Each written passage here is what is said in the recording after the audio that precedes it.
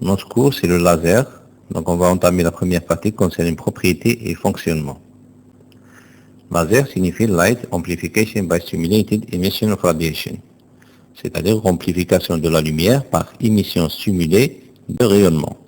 On va commencer par les propriétés de la lumière laser. Premièrement, le faisceau laser, c'est un faisceau qui est strictement monochromatique. On peut fabriquer une lumière monochromatique à partir d'une lumière polychromatique comme la lumière blanche par l'interposition d'un filtre. Comme un filtre rouge, on va obtenir donc une lumière monochromatique rouge. Mais la différence entre cette lumière et la lumière laser, c'est la cohérence. Et donc, comme deuxième propriété du laser, c'est une lumière qui est cohérente. Donc, on a une cohérence spatiale et temporelle. Donc, la cohérence spatiale de la source traduit le fait que les différents points de la source laser situés dans un plan perpendiculaire à la direction de propagation sont dans le même état de phase. C'est-à-dire que la différence de phase, elle est nulle. Par ailleurs, la cohérence temporelle implique que cette différence de phase est constante dans le temps. La cohérence temporelle de la lumière laser n'est pas infinie, mais elle est beaucoup plus longue que celle de la lumière émise par une source de lumière non cohérente. Si on observe donc deux trains d'onde émis par l'atome aux instants T1 et T2. Et si on considère que D est la durée de chacun des deux trains d'onde. Donc, si l'intervalle delta T, c'est-à-dire T2 moins T1, est inférieur à D, qui est la durée de chacun des deux trains d'onde, donc il y aura entre les deux observations une différence de phase bien déterminée et constante. Et on parle donc de cohérence temporelle. Comme troisième propriété, donc le faisceau laser, c'est un faisceau qui est directif, c'est-à-dire il n'a pas d'angle de divergence.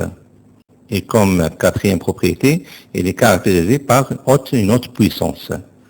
Donc l'énergie est proportionnelle au carré de l'amplitude.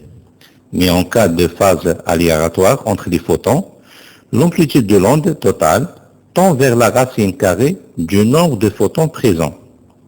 Par contre, en cas de phase identique, comme la lumière laser, l'amplitude de l'onde totale est égale à la somme des amplitudes respectives de chaque photon. Pour construire un laser, il faut un certain dispositif, donc composé, premièrement, l'élément clé, c'est le milieu excitable. Il peut être un gaz comme il peut être un cristal. Deuxièmement, on a l'énergie de pompage, comme par exemple on peut utiliser une décharge électrique. Troisièmement, un miroir totalement réfléchissant. Et on regarde ce miroir, on va placer un autre miroir semi-réfléchissant.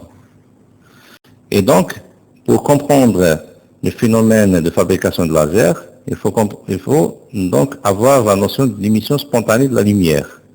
Donc, un atome peut émettre de la lumière, donc un photon, quand il passe un électron d'un niveau énergétique excité à un niveau énergétique inférieur. Et l'énergie de ce photon est égale, H nu est égal E' moins E. Donc, comme première condition pour fabriquer le laser, on a ce qu'on appelle le pompage optique. Normalement, la plupart des atomes dans un milieu, donc qu'on va l'exciter, sont dans le niveau énergétique fondamental.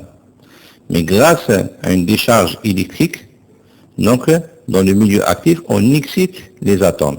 Et on va réaliser ce qu'on appelle une inversion de population. C'est-à-dire, maintenant, on a la plupart des atomes sont dans un niveau excité métastable.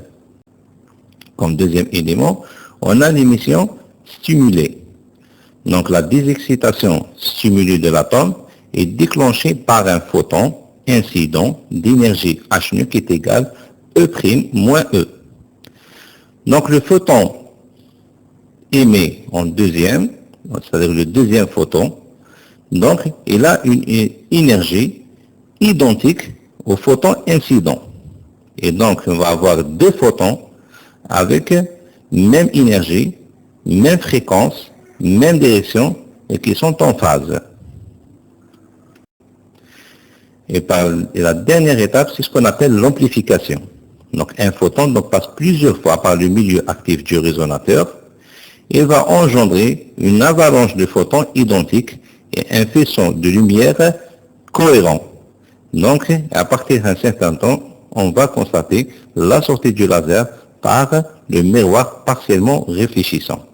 Merci pour votre attention.